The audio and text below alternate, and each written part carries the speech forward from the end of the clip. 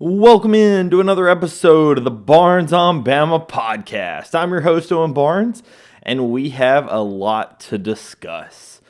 Sorry for the delay in the upload schedule. My girlfriend actually just graduated from the University of Alabama. Congrats to her. She graduated with her bachelor's and master's in just 4 years with a 4.0. So because of that, this weekend we were obviously celebrating her with her graduation. As a part of that, one of the things we're going to talk about, which does relate to the sports side of the house, we're going to talk about what happened on campus this past Thursday, as well as some of the discussion that's followed that. And then we will get into some basketball content.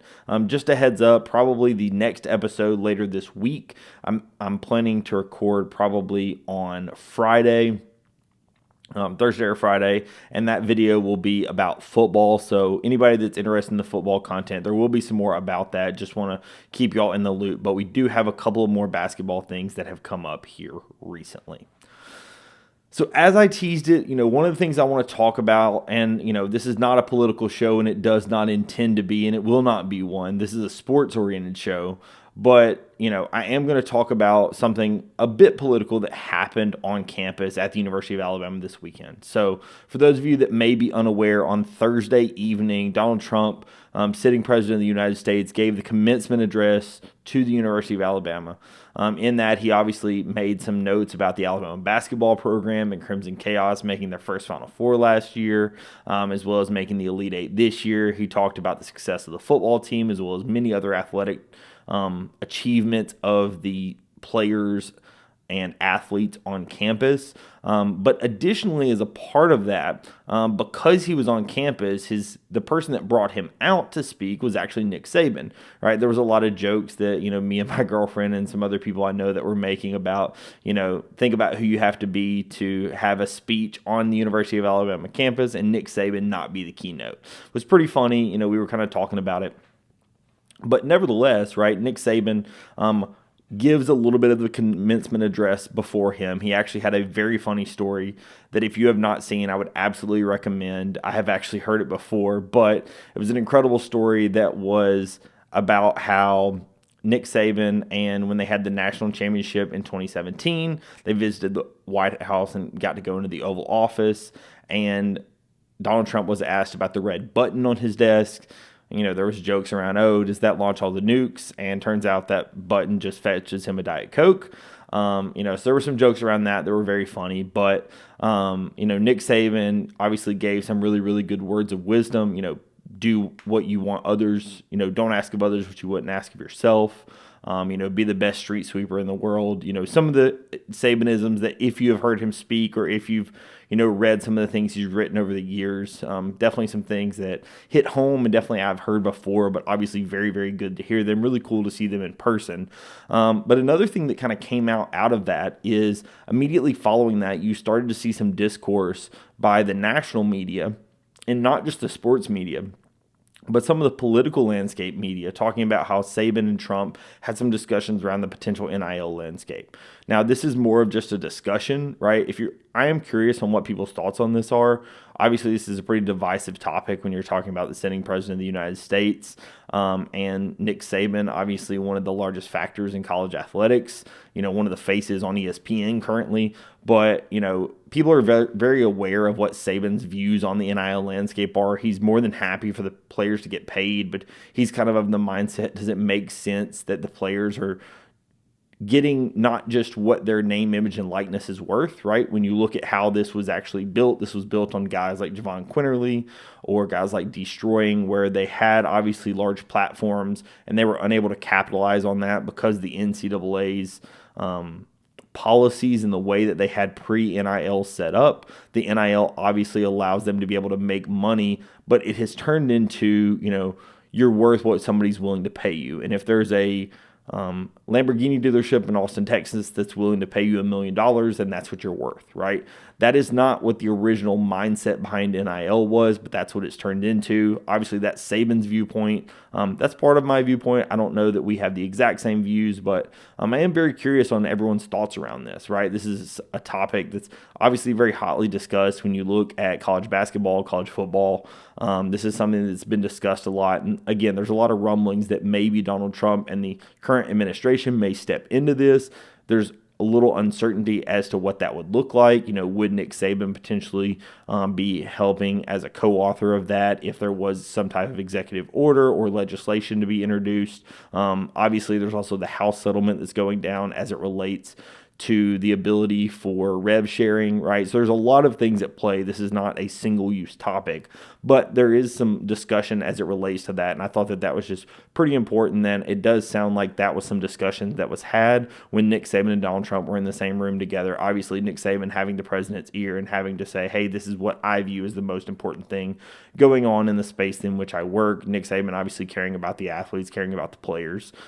That is what he wanted to talk about, and that's what you've heard coming out about that here most recently. I am very curious on people's thoughts about that. Obviously, again, not trying to turn this into a political thing by any stretch, but I do think that it relates very, very heavily into the college athletics that we talk about here on the show, whether it be Alabama football, Alabama basketball, obviously both programs being heavily involved in that NIL space, NIL being a huge factor into the players we get, the players we don't get, how Alabama views NIL, whether it be through the things such as like the New Wave podcast that you see with Ryan Williams and some of the things that the university and the standard that they've been able to kind of set up to where you're helping players get their NIL up, whether you are talking about like a Players Era tournament that basketball competes in, right? This NIL space is ever changing, and there's definitely ways that the University of Alabama is looking at it as compared to some other universities. So I am curious as to everyone's thoughts. Throw them down in the comments. So we're going to transition away from that. We're going to talk a little bit about some of the basketball things that have gone on. One player that I previously said was looking like they may come to Alabama a couple of episodes ago. Last episode, I was more like, hey, this is not looking like Alabama's a possibility. I still gave it a reasonable chance. But we'll talk about him committing to another team. Then we're going to go through some scheduling. And then I want to talk, a lot of this discussion in this episode, I want to be about kind of proper expectations for the Alabama football and basketball teams, because I don't think that our fan base has what I would consider are reasonable expectations on a rolling year-by-year basis. So that player we talked about previously is a player that we know very well, Rylan Griffin, right? A couple of episodes ago, I talked about how Rylan Griffin potentially was going to be coming back to the University of Alabama. He was on a visit to the University of Alabama. I don't know if I mentioned, but I was aware that Rylan also had visited the university on an unofficial, having been in Tuscaloosa immediately following the end of Kansas's season. Like, he was in Tuscaloosa more than just his quote-unquote official visit back to campus. From what I have heard, and there are a lot of discussions around the Rylan Griffin saga, I know a lot of people have talked to him, texted with him, his camp, his family, etc. But it sounds like the big thing when you're talking about Rylan Griffin and Nate Oates and staff is the staff had some expectations of what they wanted out of Rylan Griffin. I'm not going to get into what all of those are. Some of those are personal, some of those are athletic. But what I mean by this is they had expectations on, hey, we want you to meet certain criteria. There were certain potential penalties from an NIL perspective if he didn't meet certain benchmarks, if he did certain topics. It just seemed to have some certain regulations that I do not think, if it had been a player that had not previously played for Nate Oates, I do not think Nate would have had those same regulations in place. I'll kind of leave it at that. I know it's a little bit vague. I just don't want to get into the personal details. I don't feel like it's my place to share those. I'm sure those will have been talked about, in kind of the back spaces of Twitter. And if you, are in some of the forums, these have been talked about. But at the end of the day, Rylan Griffin and Nate Oates obviously had a very working professional relationship, having played on our Final Four team. It just didn't seem that the circumstances in which we wanted, Nate Oates wanted to put onto Rylan was something that Rylan was okay with dealing with. I do also think that A&M just had more money, but I do not think that this was a purely NIL discussion, right? I am not willing to say that this was a Rylan Griffin got more money at A&M, therefore A&M won him, right? I do think that there was clear interest for anyone that, is aware of the way this saga went down, that Rylan Griffin definitely was interested in the University of Alabama and was definitely interested in coming back. However, circumstances just didn't permit that to happen. Let's just put it that way. what we asked of him, what he asked of us, was not something that both sides were willing to agree on. So in that case, it's better for both sides to kind of, so to speak, part ways and him to sign with a different team. Thus, you have A&M, him signing with A&M. So, obviously wish him the absolute best. Ryland was a great player for us. Really would have loved to have had him back. I thought he could be very successful for us, but I do understand why he made the decision that he did when you take all the factors into consideration. Next, we're going to go through a little bit of scheduling. This is going to be kind of quick. I just want to go through. We have had some official schedules that have come out, some official dates as it relates to scheduling, and another couple of games here recently that have been announced. So I just wanted to cover those. For the Alabama basketball team, from a non-conference scheduling perspective, we have currently a few games that we have dates on, and then some others that we know have fully been locked in. So the games that we already have dates on is Purdue is going to be the return trip from Purdue in T-Town is going to be on November the 13th. Then Illinois in Chicago. Obviously, the return to them from them being at Birmingham last season is going to be on the 19th of November. On December the 13th, you're going to have Arizona coming to Birmingham. This is the return trip from 2 years ago when Alabama played in Phoenix. Then some other games that we don't have the dates on. North Dakota, obviously the return trip from last season. You have Yale. Alabama has scheduled a potential matchup against Yale in the non-con this year in Tuscaloosa. Then, obviously, with Brian Hodgson going to South Florida, there are some reports that a 2-for-1, obviously 2 in Tuscaloosa, 1 at South Florida, has been scheduled or is in the works of being scheduled with Brian Hodgson at South Florida. This is of no surprise to anyone that has followed Nate Oates and Brian Hodgson since Hodgson left the staff. Obviously, we've played at Arkansas State the last couple of years, and obviously the matchup with South Florida completely makes sense. It sounds like that first trip is going to be in Tuscaloosa this upcoming season. And then the last two things that we do not have dates on, but we have a little bit better idea on, is the SEC ACC Challenge. This season should be in Tuscaloosa.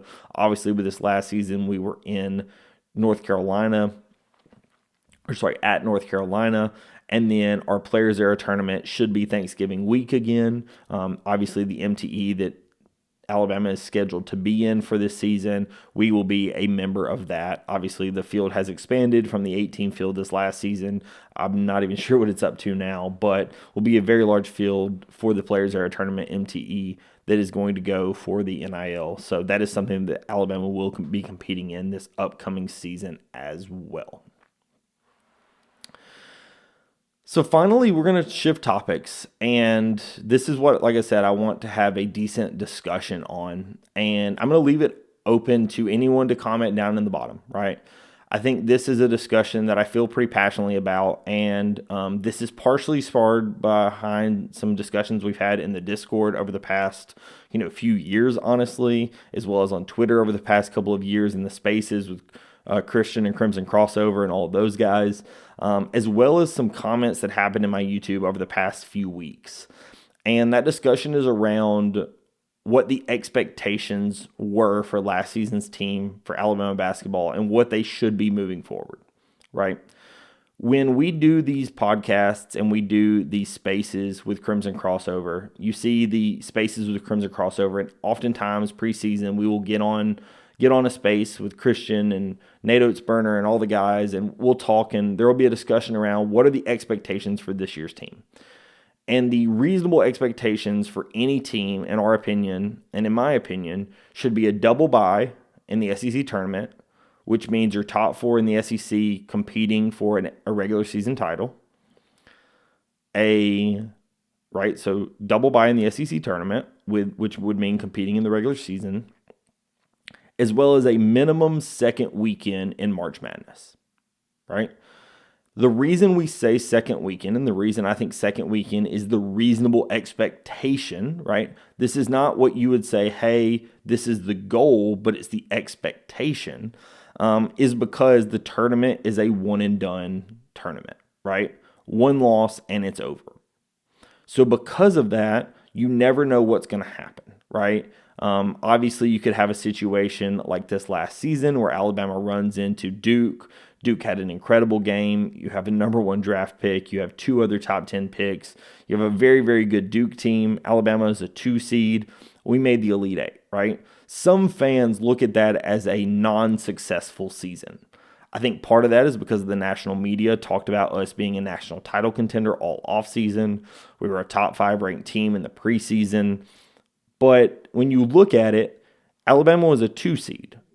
When you look at the way the format of March Madness works, 2 seeds should be expected to make the Elite Eight, which is exactly what Alabama did.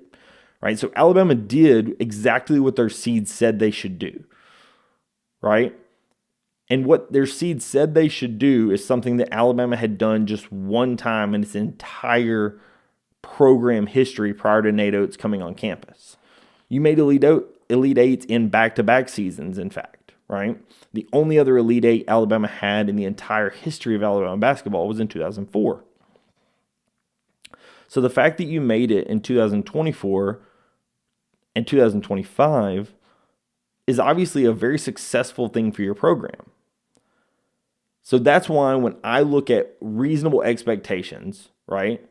Again, this is not goals for the program. Goals for the program should be multiple Final Fours, national championship appearances, potentially winning a national championship. That's the goals that we have set for the program. That's the goals that Nate has set for the program. That's the goals that the team and the administration have set for the program. That is the ultimate goal, right? They often talk about the goals, and it's win 4 tournaments. They wanted to win the Players Era. They wanted to win the regular season, the conference tournament, and the national championship. You're not always going to achieve all 4 goals. But if you strive for those goals, then, as they say, if you shoot for the stars, if you shoot for the moon and you fail, you'll be among the stars, right? The whole situation is strive to be the best, and all else will take care of itself, right? So as a fan base, I think our expectations don't have to be the same as what the team's goals are, right? My expectation for the team is we need to be, obviously we need to, again, be a top 4 seed in the SEC tournament. In theory, be a top 4 seed in the NCAA tournament because that gives us the best chance to make a Sweet 16 Elite 8 run. And then if you can make a Final Four, make a national championship game, have some things break your way, super successful, right? Prior to March Madness, people would have said that Alabama's last team, this last season, was a more successful team than the team the year before because Alabama was a 2 seed this past season and was a 4 seed the year before.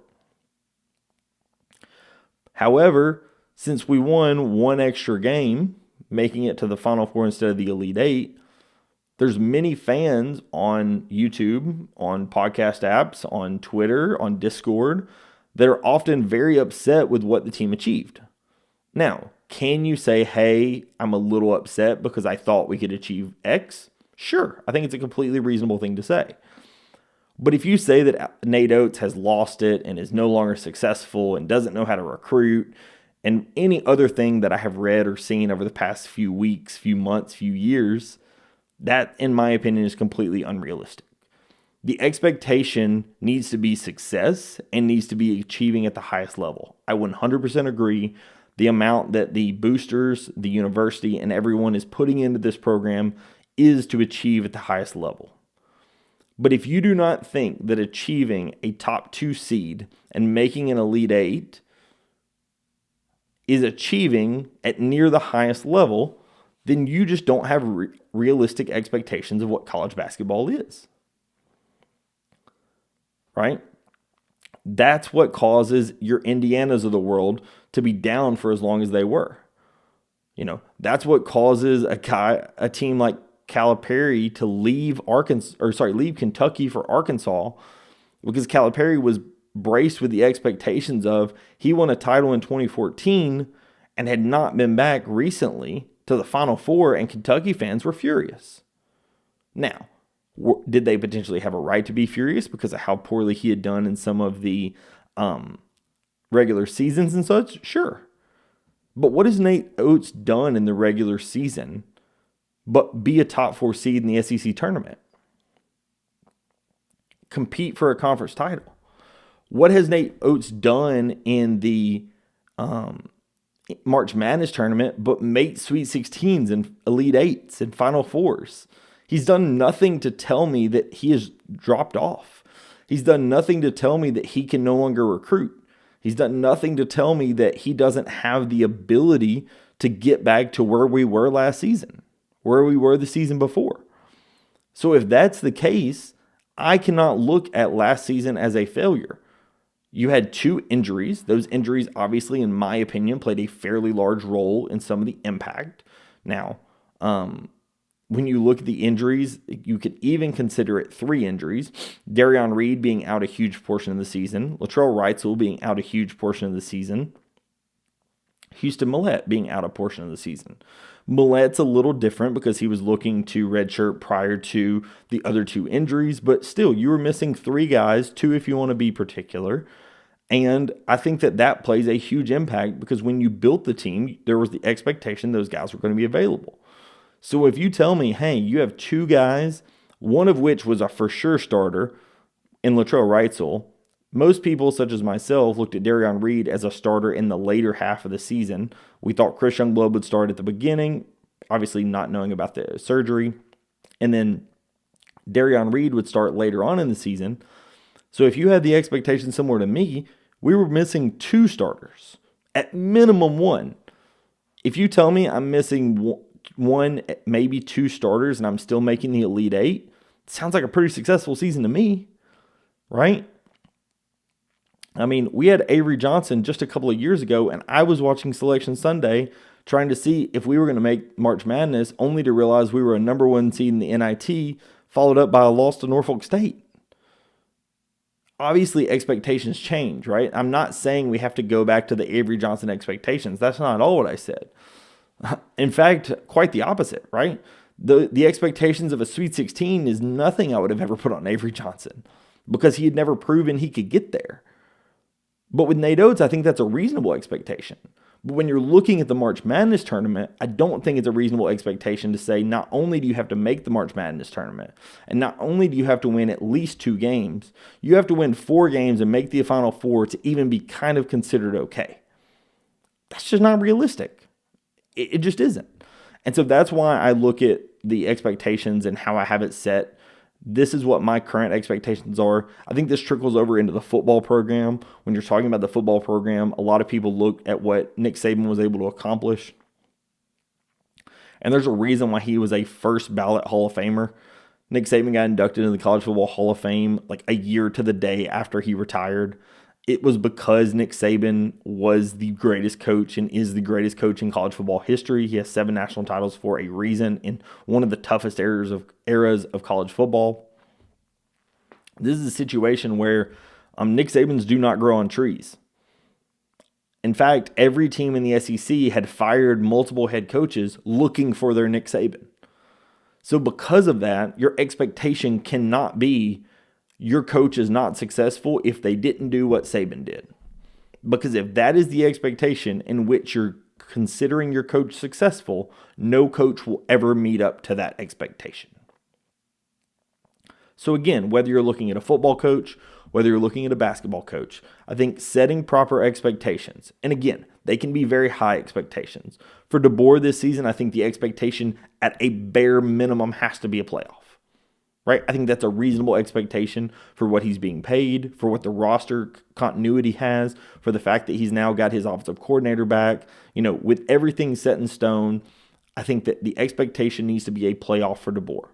When you're talking about expectations for basketball, the expectation can very much be competing for that SEC regular season title, being a top 4 seed in the in the SEC tournament, being a top 4 seed in the NCAA tournament, and making a Sweet 16.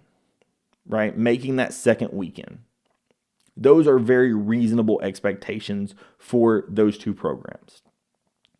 But if you're as a fan and you look at it as, if I can't envision myself to win the title at the end of the season, this was a complete failure of a season, then that is not realistic. Now, if there's never a thought that you can win a title over a coach's tenure, then maybe they're not the right coach. Right? But even Saban had teams where you deep down knew this team can't win a title. And so when I see fans that are on Twitter, that are on YouTube, that are on Discord, talking about how Nate Oates is a failure because, maybe he didn't get the recruit that you wanted, or because we got an Elite Eight and you never thought we could win the title this year. Yet we were 2 games away from it last year, right? We were in Phoenix. I was in Phoenix for the Final Four. The banner hanging just over my shoulder. If you're looking at Nate Oates as a failure, even though he is the most successful coach in the entire history of Alabama athletics, in Alabama basketball, not Alabama athletics. That would clearly be Nick Saban. But in Alabama basketball, if you're looking at him and saying there is some failure of a coach because he didn't achieve what you would want him to achieve this offseason, therefore your expectations for next season are slightly worse than they were last season. And let's put this into consideration. Of the teams in the Elite Eight, just 3 of them were in the top 10 in the preseason last year. Florida was the number 21st team in the preseason last year. So are preseason expectations even that important? The answer is probably no. Right? So if the team that won the national title this last season was 21st in the preseason, and most Alabama fans are upset on Twitter, on YouTube, on Discord because they are not seeing Alabama as a top 5 preseason team, then what's the problem, right? And like I said, I think this is a discussion that I think that we should have in the comments, we should have all around. But again, I think that as a fan base, we can reasonably have an expectation to be successful. Of course. We can reasonably have an expectation to make the playoff in football. We can reasonably have an expectation to make the Sweet 16 in basketball, to compete for the SEC tournament. These are absolute SEC regular season. These are absolutely reasonable expectations. But the thought process that if you do not win the national title, and if you do not think that going into a season you can win the national title, it is a failure of an offseason, it is a failure of a basketball season, then you just do not understand how college athletic works. And you're also not taking into consideration that every team has gotten worse this offseason because there's no COVID seniors. With no COVID seniors, every team is going to look a little worse because you don't have those 5th-year guys. So that's what I have to say, right? There's a discussion around this. I'm very curious what everyone's thoughts on this are. Obviously, I feel very passionately about this, but I am curious as to other people's thoughts. I will be curious as to what you have to say down in the comments. And I will catch you in the next episode. Peace.